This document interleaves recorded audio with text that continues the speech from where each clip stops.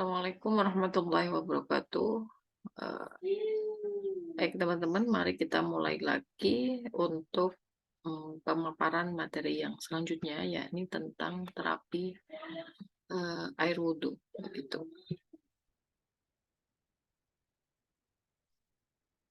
Oke. Nah, terapi air wudhu ini sama seperti uh, ketika kita melakukan pendampingan terhadap klien pada intervensi terapi sholat ya. Jadi di situ tidak hanya gerakan dan bacaan, tetapi juga penghayatan. Sama untuk terapi wudhu ini juga kita harus memperhatikan gerakan. Tentu bukan bacaan, lebih ke gerakan gitu ya. Di sini lagi adzan, mari kita ini sebentar. Kita istirahat sebentar.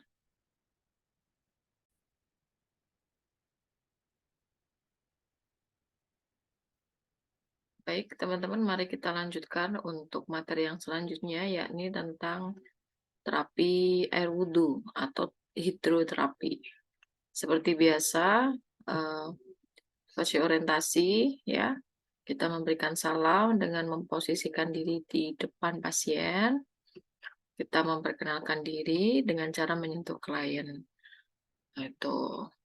Baik Ibu, alhamdulillah kita bisa berjumpa lagi dengan Ibu di pertemuan yang kedua, ya kan Bu? Ibu bagaimana kabarnya? Mudah-mudahan selalu dalam keadaan sehat atau menanyakan keadaan klien yang lain. Misalnya menanyakan, tadi berangkat sini sama siapa Bu? Itu naik apa? Misalnya macet nggak Bu di jalan? Panas nggak di jalan? Dan lain sebagainya. Kemudian kita menjelaskan tujuan tindakan. Baik Ibu, sebagaimana kemarin yang telah kita sepakati bersama, bahwa hari ini kita akan mencoba latihan untuk menerapkan terapi air wudhu gitu. Nanti saya akan memberikan pendampingan bagaimana menerapkan terapi air wudhu gitu. Nah, langsung kita mulai ya Bu. Ibu sudah siap betul? Sudah Mbak gitu. Oke, mari kita mulai. Bismillahirrahmanirrahim. Jangan lupa prinsip dari terapi sofistik adalah kita mendampingi klien untuk memiliki kesadaran hati tentang Tuhan, begitu kan? Kita mendampingi klien untuk memiliki kesadaran ilahiyah, begitu. Nah, tetapi keterampilan ini itu akan terasa sulit manakala kita sebagai psikoterapis juga memiliki kesadaran yang eh, tidak prima juga, begitu. Jadi, makrifat dalam terapi sofistik itu harus selalu ada gitu. Dari mulai menata niat begitu ya. Dari mulai memiliki kesadaran tentang Gusti Allah gitu harus selalu ada dalam diri kita gitu. Nah, karena energi-energi yang seperti itu, energi yang ditimbulkan dari kesadaran ilahiyah begitu, itu tidak bisa diberitahukan ke orang lain, tidak bisa. Itu hanya bisa ditransfer gitu. Ketika kondisi kita itu ingat tentang Tuhan begitu, maka secara tidak langsung kita ini sedang memproduksi energi-energi yang positif. Nah, kita sedang memproduksi aura-aura yang positif dan itu hanya bisa ditransfer. Ditransfer ya. Ditransfer itu apa ya? Dikirim, dipindah tempatkan gitu. Tapi ya begitu aja. Jadi tervibrasi bahasanya. Jadi klien kita itu supaya tervibrasi oleh energi yang kita miliki. Tervibrasi itu apa ya? Terpapar. Nah, terpapar. Seperti saya depan laptop kayak gini, saya sedang terpapar oleh radiasi laptop gitu. Nah, itu seperti itulah kurang lebihnya. Jadi klien yang di hadapan kita, ketika kita memiliki kesadaran ilahiyah dan secara otomatis kita memiliki energi-energi yang positif, Harapannya klien akan tervibrasi atau terpapar oleh energi yang kita miliki, tentu energi positif, begitu. Nah, ketika sudah mulai masuk pada fase kerja, yang pertama adalah meminta klien sadar dan ingat kepada Allah sebelum melakukan wudhu.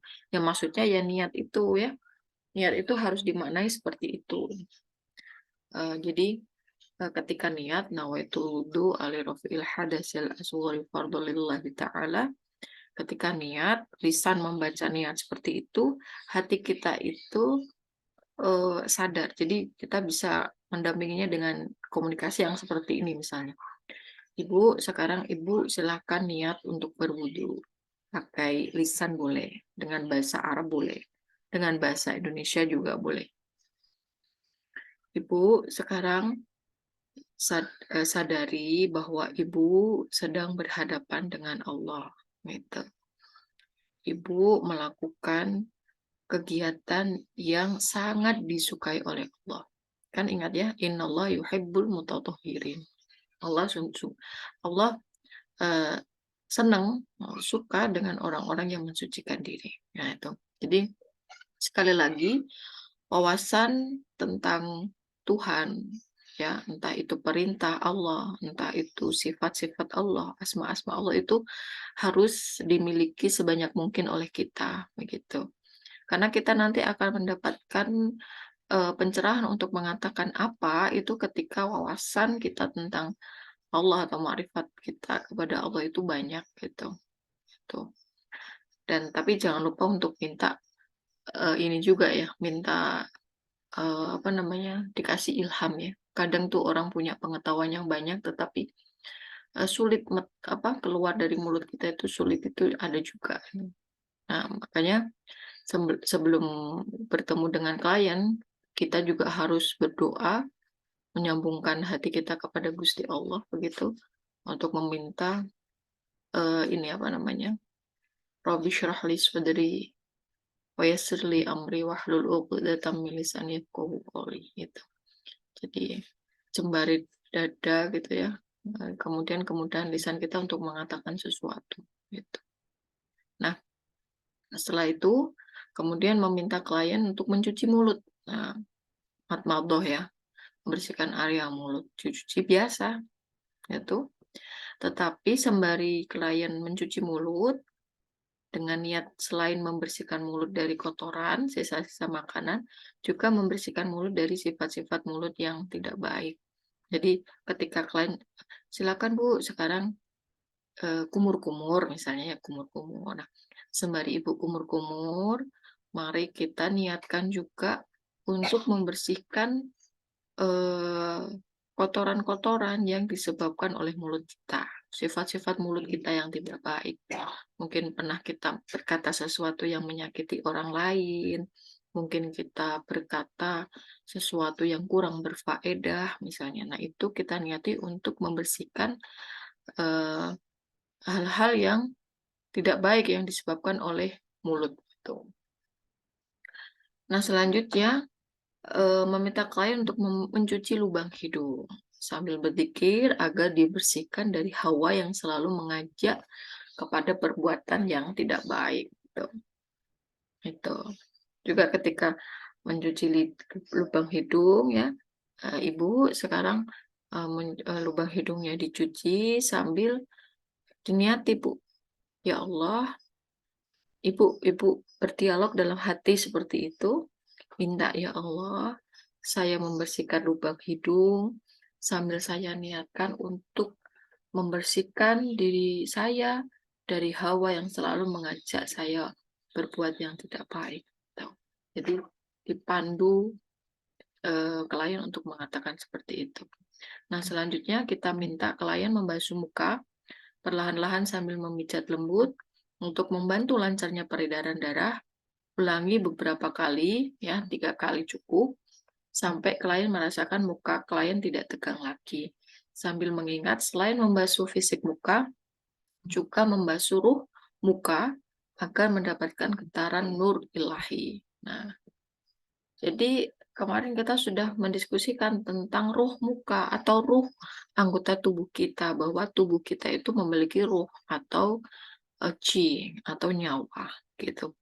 Jadi Ibu sekarang silakan dibasuh mukanya Bu, pelan-pelan dibasuh sambil di apa namanya? Hmm, dipijet ya, disentuh tapi dengan penekanan yang tidak terlalu keras juga. Jangan ditutul-tutul juga karena di situ ada unsur touching-nya begitu. Dibasuh sambil kita niati, Ibu. Sambil niat, Ibu bicara dalam hati, berkata dalam hati, "Ya Allah, saya niat membasuh muka ini, membersihkan muka dari debu dan kotoran-kotoran fisik. Juga saya niati untuk membasuh kesalahan-kesalahan yang telah dilakukan oleh muka saya ini, yang dilakukan oleh mata saya, yang dilakukan oleh eee, mulut saya, seluruh anggota, tubuh yang ada dalam muka, gitu. Misalnya saya pernah mengeluarkan mimik yang tidak bagus ketika merespon seseorang sehingga menyakiti, gitu. Kita juga membersihkan diri, membersihkan muka kita dari, eee, kadang kan kalau orang mencibir itu kan bentuk mimik mukanya itu kan juga kurang indah gitu ya. Nah, kita bersihkan dari muka-muka yang tidak sedap dipandang gitu. Tapi karena faktor, apa namanya, penyakit hati gitu. Nah, itu diniati seperti itu. Nah, selanjutnya meminta klien membasuh tangan sampai siku ya, maksudnya ini ya, menggosoknya sampai rata dan ini membantu mengatasi kondisi pembengkakan di daerah tangan dan lengan serta bahu. Dalam fase ini, klien diminta untuk tidak hanya mengendorkan tubuh, tapi juga membuat rohani semakin tunduk dan merendah di hadapan Allah. Nah, sama seperti sholat, wudhu juga sama, jadi gerakan-gerakan yang kita lakukan itu juga sudah mendatangkan efek terapi. Apalagi kalau ditambah dengan penghayatan, jadi insya Allah ritual-ritual ibadah yang kita lakukan sebenarnya sudah cukup untuk menjadi obat, baik itu penyakit fisik maupun penyakit psikis. Paling enggak dalam aspek kuratif. Oh, maaf, paling enggak dari aspek preventif ya, atau pencegahan. Itu. Nah, baik, Ibu sekarang dibasuh tangan dari tangan kanan dulu sampai siku, dibasuh sampai tangannya itu tersentuh semua, Bu, gitu. Jadi, eee, apa, seluruh tangan ini tersentuh oleh tangan Ibu. Jadi pijatannya itu kerasa, ya. Jadi terasa gini, gitu ya.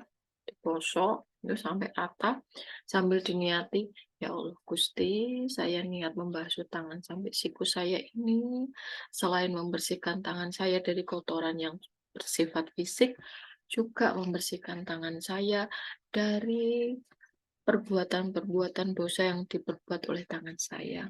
Misalnya tanpa sadar mencubit anak saya, misalnya tanpa sadar, eee, apa namanya, ya, perbuatan-perbuatan yang lain lah yang dilakukan oleh tangan saya itu misalnya. Oke, setelah itu yang keenam, meminta klien membasuh kepala, merata ke seluruh kepala atau sebagian, meminta klien untuk menghayati gerakan tersebut sambil menyadari bahwa membasuh kepala dapat membuat pikiran menjadi segar dan jernih, menghindarkan diri dari stres dan tekanan darah tinggi, melancarkan aliran darah, dan membasuh kulit kepala yang berhubungan dengan pernafasan melalui pori-pori. Sambil berzikir agar pikiran kita dibersihkan oleh Allah dan digantikan dengan pikiran-pikiran ilahiyah yang akan menjadi saluran kehendaknya. Jadi membasuh apa namanya, kepala ya, boleh sebagian atau seluruh ya, itu simbol bahwa kepala kita ini adalah tempat pikirannya, itu hanya simbol aja. Pikiran kita ya, kalau menurut kedokteran timur ya di jantung ya, spiritualitas itu ada di jantung.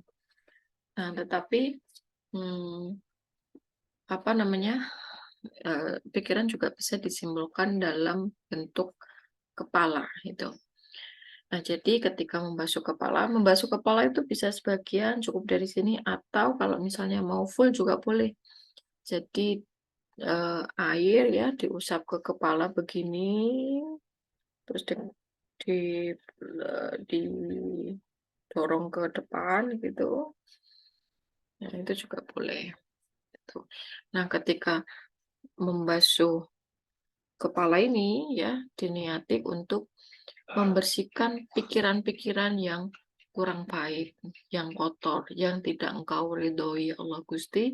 Saya niat membasuh kepala ini eh, tidak hanya untuk membuat kepala saya ini rileks atau terhindar dari stres atau tidak hanya soal melancarkan aliran darah, tidak hanya soal mencegah tekanan darah tinggi, tetapi juga saya niati untuk membersihkan ya Allah, membersihkan pikiran saya dari pikiran-pikiran yang tidak Engkau ridhoi, pikiran-pikiran yang membuat saya lakukan hal-hal yang tidak Engkau ridhoi, dan berikan saya pikiran-pikiran yang Engkau ridhoi, pikiran-pikiran yang husnudon terhadap kehendak Allah gitu. Nah, oke. Setelah itu kemudian meminta klien untuk membasuh telinga. Sedikit agak ditekan atau dipijit-pijit.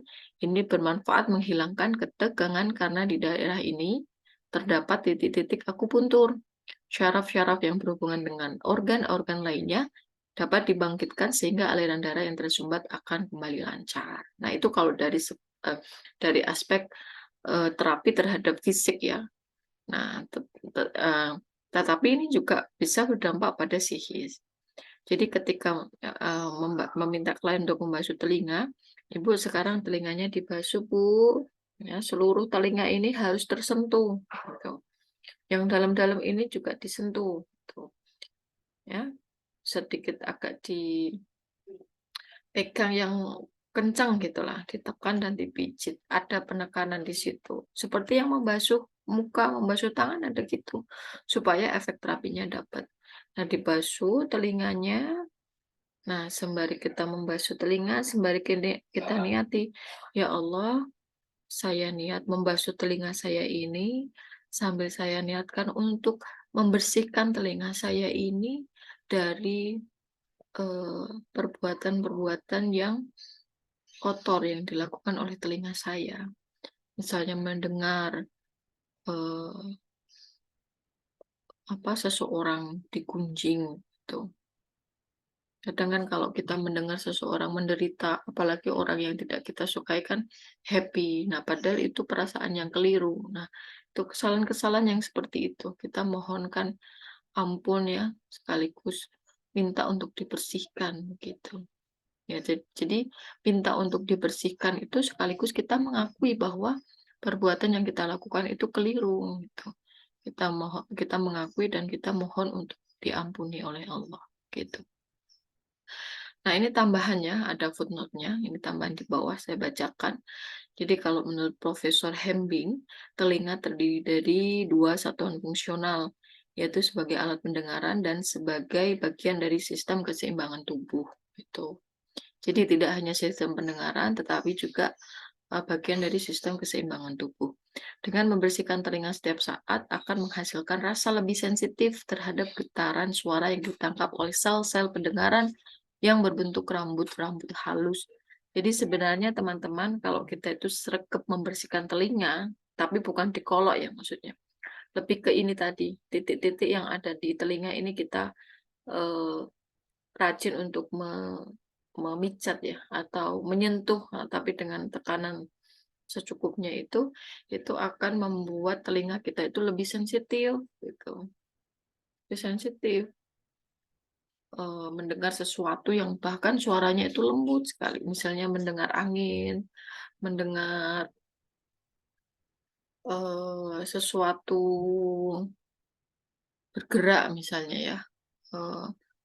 Nah, itu lebih sensitif. Nah, terus bahkan jika dilakukan dengan benar, getaran gelombang pada frekuensi 20.000 Hz sampai 30.000 Hz akan tertangkap dengan baik. Tetapi hal ini sulit dilakukan jika jiwa tidak tenang. Karena frekuensi ini berasal dari gelombang yang paling halus.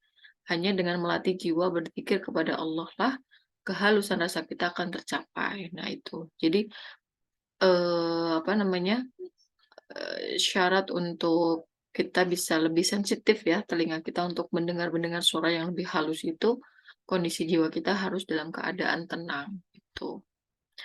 Oke, kita lanjutkan. Lalu setelah membasuh telinga, yang selanjutnya adalah meminta klien untuk membasuh kaki setinggi tumit. Kok setinggi tumit ini?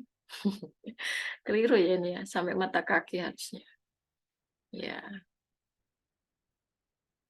gitu. Tidak harus sampai lutut ya. Kenapa ya? Karena Eee syaraf-syaraf yang terkait dengan usia, itu ada di telapak kaki dia di bagian telapak kaki sampai mata kaki itu. Nah, itu kalau dibasuh sambil kita ada, efek ada apa namanya, unsur touching-nya begitu, nanti akan mendatangkan efek terapi. Ibu sekarang, kakinya silakan dibasuh sambil eee apa namanya, disentuh, dipijit-pijit, begitu. Bahkan sunahnya itu kan di sela-sela jari itu dibersihkan juga. Pokoknya semua kaki itu harus tersentuh air kan begitu. Ini kalau, driji kalian, apa namanya, eee, jari-jari kalian nggak disentuh dengan yang disentuh itu efeknya beda ya teman-teman ya. Lebih mendatangkan efek relaksasinya ketika jari-jari kita disentuh. Di sela-sela nih gitu, digosok digosok di sela-selanya itu. Gitu, sampai mata kaki.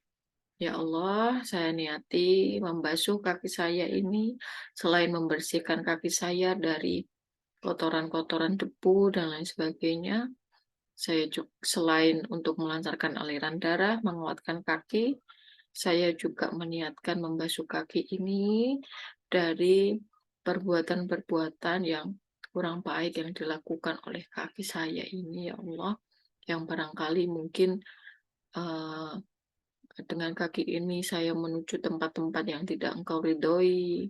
Saya dengan kaki ini misalnya, eee, apa ya, mmm, apalah yang perbuatan-perbuatan yang kurang baik yang dilakukan oleh kaki, begitu. Sekali lagi kita mengakui bahwa kita telah melakukan kesalahan, kita mohon ampun, begitu, dan kita minta untuk, Allah memberikan petunjuk kepada saya untuk bagaimana menggerakkan kaki saya untuk menuju tempat-tempat yang Engkau ridhoi atau keadaan-keadaan yang Engkau ridhoi, ya Allah, gitu. Nah, itu.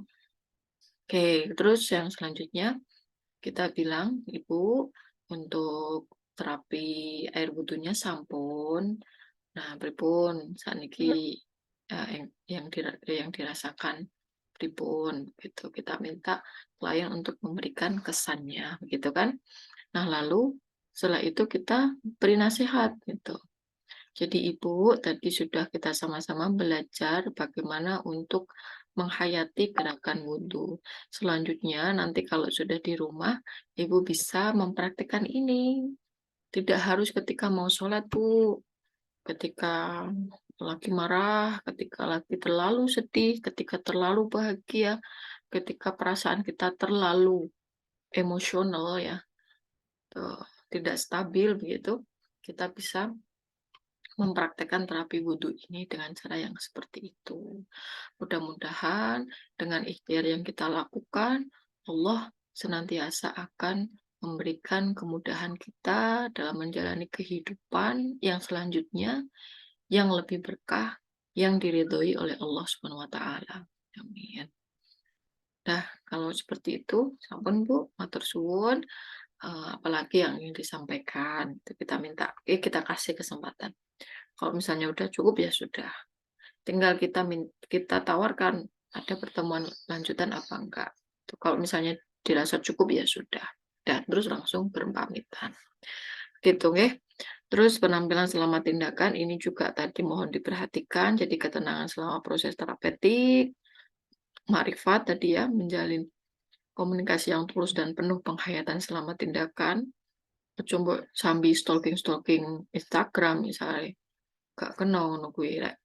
Terus keamanan klien selama tindakan itu. Baik, saya kira seperti itu untuk terapi air wudhu ya. Eee, Selanjutnya terapi apa ini? Terapi puasa. Boleh ya dijadikan satu, tapi kalau terapi puasa ini, tidak bisa kita praktekkan ya.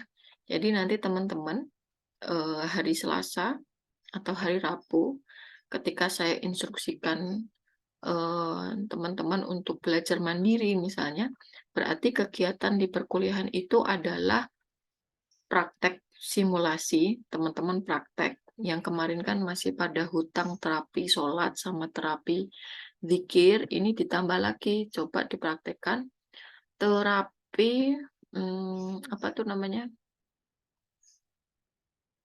muhasabah dan terapi air wudhu, itu. Nanti saya minta, yang praktek itu di-record juga untuk mendapatkan tanggapan dari saya. Tapi selain yang menanggapi itu adalah saya, teman-teman yang lain juga bisa menjadi observer. Jadi bisa saling memberikan masukan, begitu.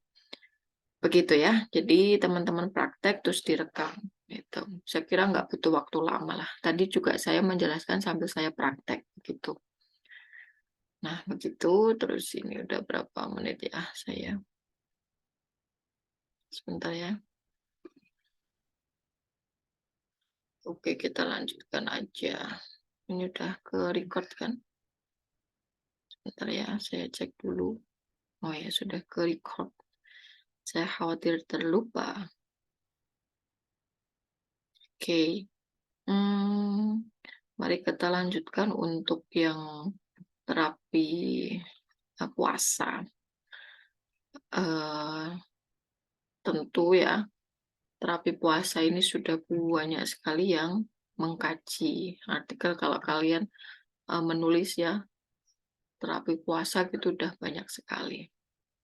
Nih, jadi terapi puasa itu ya, puasa itu bisa mendatangkan terapi gitu maksudnya. Dengan catatan ya, tentu pelaksanaan puasa itu tidak hanya dilakukan secara syariat saja, tetapi juga harus secara sufistik itu dilakukan. Kalau secara syariat itu ya, kita ini apa, sahur ya, kita menahan diri dari makan, minum, dan berhubungan gitu, dari waktu sahur itu, waktu imsak sampai, eee, waktu maghrib ya, itu baru kita terus buka. Nah, itu kalau secara syariat. Tapi kalau secara psikis, kita belajar untuk mengendalikan hawa nafsu kita dari segala perbuatan yang maksiat atau dari segala perbuatan yang tidak diridhoi oleh Allah Subhanahu wa taala, gitu. Puasa juga mampu menumbuhkan efek emosional yang positif, seperti menyadari akan kemahakuasaan Allah, menumbuhkan solidaritas dan kepedulian terhadap orang lain, serta menghidupkan nilai-nilai positif dalam dirinya untuk aktualisasi diri sebaik mungkin. Itu. Kalau menurut Al-Ghazali, misalnya dalam kitab Minhajul Abidin, itu dikatakan, hmm, hikmah lapar itu adalah yang pertama menjernihkan kolbu dan mempertajam pandangan. Mungkin di awal-awal itu, kalau awal-awal puasa kita masih butuh adaptasi, sehingga eh, awal-awal kita puasa ya, kalau misalnya teman-teman pas Ramadan itu awalnya lemes mungkin, tapi habis itu paling adaptasi kita nggak butuh waktu 1 minggu, paling 2-3 hari itu, bahkan mungkin ada yang 1 hari udah cukup untuk beradaptasi. Setelah itu kita bisa beraktivitas sama dan biasanya malah energinya jauh lebih besar gitu. Kenapa kok jauh lebih besar? Ya karena organ kita ada yang istirahat gitu.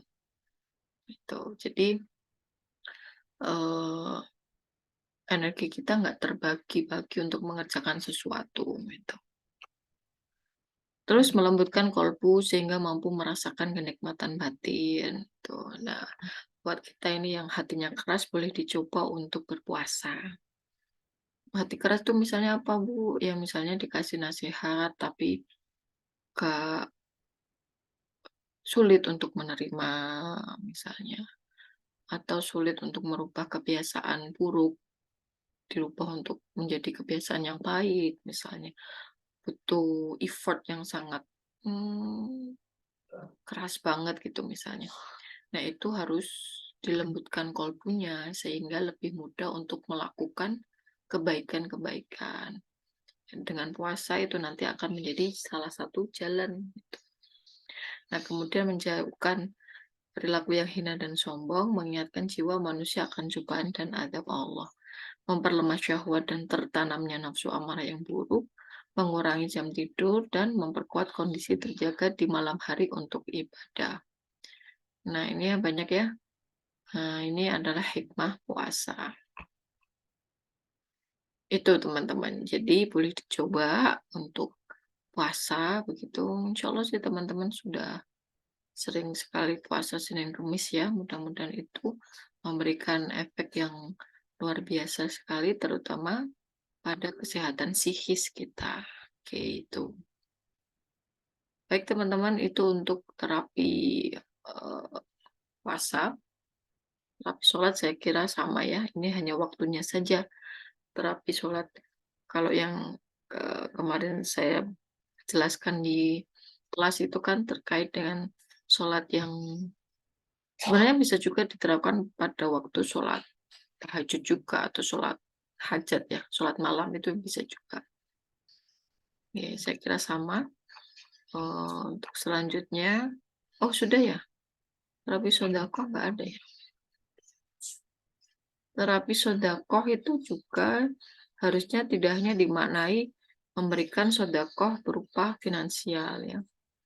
Kehadiran kita pada lembaga-lembaga atau komunitas-komunitas marginal, berbagi waktu kita, itu juga sesuatu yang bisa kita lakukan gitu. Beberapa klien saya ya, klien di Laboratorium Psikosofi Center yang kebetulan didampingi oleh saya, beberapa kali saya ajak mereka untuk datang ke, kalau tidak ke Jalma Sehat ya, ke Ahsaniyah gitu, untuk mengajak kita sama-sama mengajak, eee, orang begitu untuk belajar dari kehidupan orang lain gitu. Dan kesannya ya luar biasa sekali ya, mendapatkan kesan yang positif gitu. Oke, jadi itu teman-teman ya, saya kira ini sudah cukup. Jadi sekali lagi saya sampaikan, besok silakan untuk praktek ya. Saling praktek, ada yang jadi observer itu jauh lebih bagus. Yang praktek eh, giliran itu jauh lebih bagus, tapi yang direcord hanya cukup satu saja. Tuh, saling dukung satu sama lain, saling memotivasi. Baik, kurang lebihnya mohon maaf dan terima kasih. Saya akhiri. Wassalamualaikum warahmatullahi wabarakatuh.